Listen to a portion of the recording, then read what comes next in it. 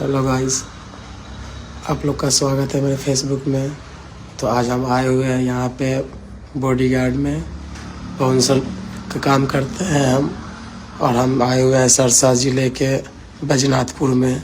देख सकते हैं यहाँ पे काली माता का पूजा चल रहा है। तो ये पल्लवी दीदी है, इन्हीं की गार्डिंग के लिए आए हैं। इनको सब यहाँ पे